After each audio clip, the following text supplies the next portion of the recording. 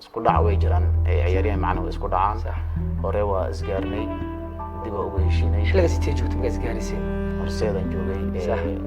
waa sababta kadib horseed ka tagtay horseed aan ka tago ilman ku biirtay ilman ma iyo waa kooxdan heegan ku biirtay ku soo biiray sax ani waxa ay ciyaartooyda go'aan kale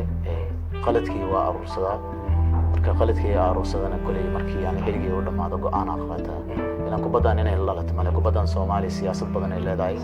marba meel isku bedeshaa inkasta oo macallimiinta iska dhib badan Soomaalida ciyaartooyda la dagaalamayaan ataagayaan أنا معناه أنتوس مع المنطقة الصومالي لكن سيادة أوفيرزت يعني أهم حاجة لا في عم على المنطقة أجانب تيجي لا في عم وين بصير هني داودي ما قياسي كرنات كم يتهاي كوح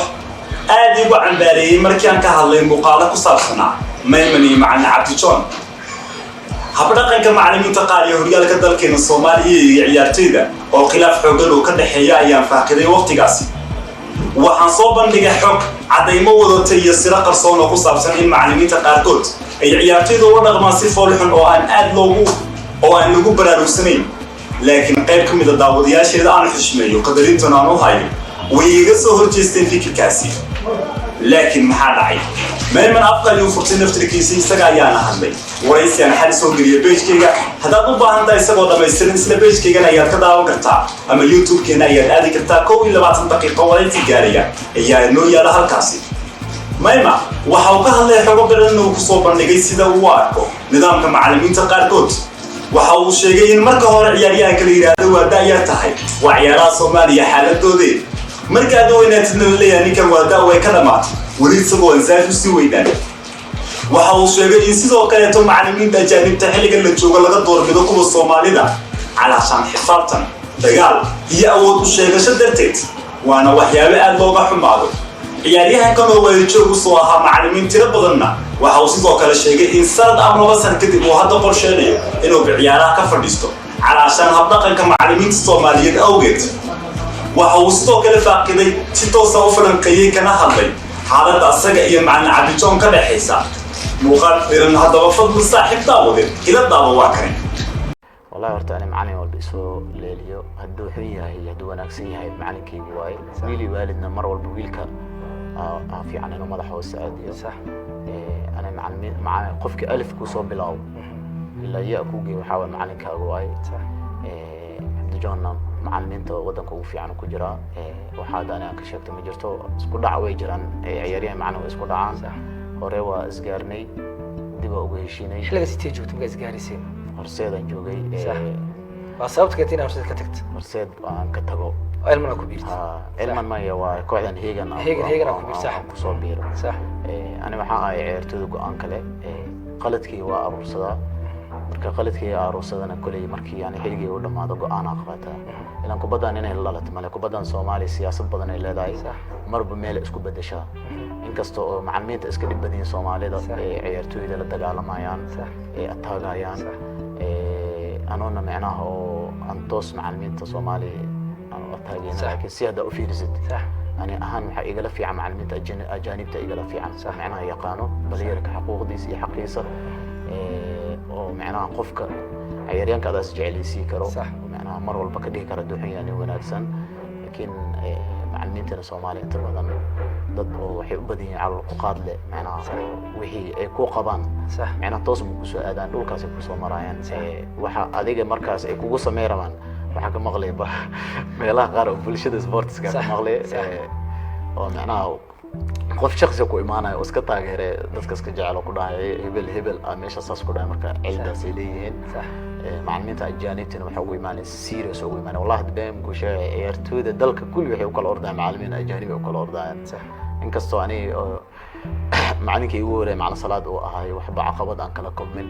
oo macnaha macallin oo sidii wiilkiisa amal soo qof wal meesha ka soo baxo kulliyada ka soo baxo kulli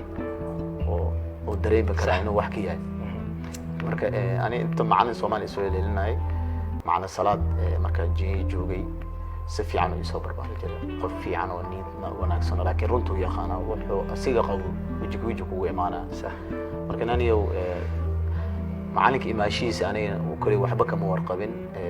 go-aanka marar u ahay hadduu imaan lahay iyo hadduu joogi lahay ani ma kala jecleen laakiin in marar go-aan qaata waa gartay isku dhiciina adi cabdijoon horseeda ku timid waxaan ognahay in elman aad la soo guulaysato koobka superkaba oo cabdijoon macallin ku ahaa kadib cabdijoon horseedu yimid horseeda la timid adina marka jaceylkii elman uu ku ishay oo aad koob iskula soo qaadeen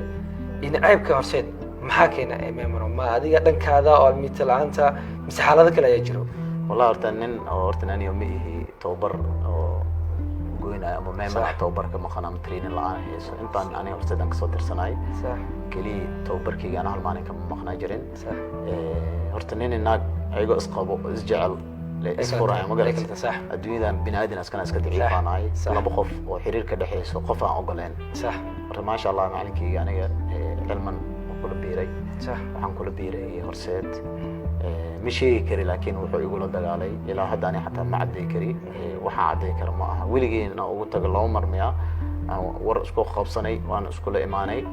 kuley waana iska qancin laakiin wash haddii meesha iska sii socotana waxaa waaye ani waa si marka u fiiriyey waa iskaga gaabsaday waxaa waaye waan haddii warka aad badisid oo dada kaa faa'iidaysa soomaalida waxaa waaye nina adi magacaaga ka xun ciyaartoy ha noqoto markii meel la isku wada imaado nina wuxuu rabaa inuu booskaaga ciyaaro wuxuu isku dayaa inuu macallinka ugu daro sembari inaa nin xun tahay uu ka dhaadhiciyo si adiga horumar u gaarin madax kor u qaadeen siyaabooyin badan way jireen laakiin ani ilaa hadda waxa ma cadday kari waxa oo macnaha oo isku qabsanay waagaas haddii aniga oo waa ka hadla aan dhaano wax macnaha oo ani hadda aan ma aha laakiin dagaal oo iska jiraa adduunka ciyaartooy macallin waa dhaxmara laakiin ani waxaasaan samaysay ilaa hadda garbey malaayiga saaran ilaahay loo ma ka warqabin laakiin ani hal dabeecadaan leeyahay waxay tahay aniyow ciyaartooyda calo ku qaad kale meehi marka isla markaas macnaha oo aan caroodo ciyaaryaha markii la fadhiisiyo uu xanaaqa waan dareemi kartaa adduunka Leo Messi oo PSG jooga habeenaad macalinka salaanta u diiday waxa taas keenaysa waxay tahay bedel oo macalinku sameeyo uu ka xanaaqay Soomaaliyan markii waxaas amal ficilkaas ama sameeyso macalinkii loo keenaa saas u dhaay intuu dhaay marka macallimiinta qaar waxa waa iyagana si degnaan macnaha inay meeting kula sameeyaan kula fadhiistaan ma kala hadlayaan macnaha maxaa shil ku xanaaqday warkaas ay soo gaaray toos markii qofka waji la isku warimaado waxa labada qof hadii isku bogta ama macnaha oo isku jireen inay caafimaadaan laga yaabaa laakiin hadii adiga baraanka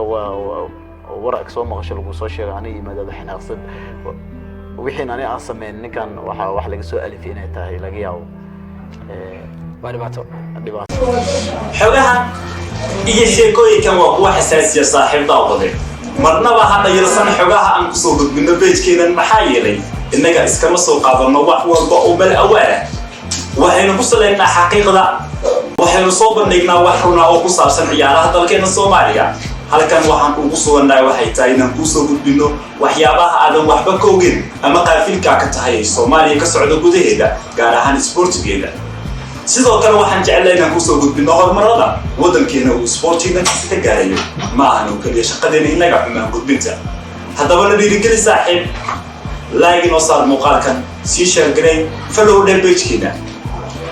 waad booqan kartaa YouTube-keena sidoo kale waad mahadsantahay sharaf iyo karaamo korkaaga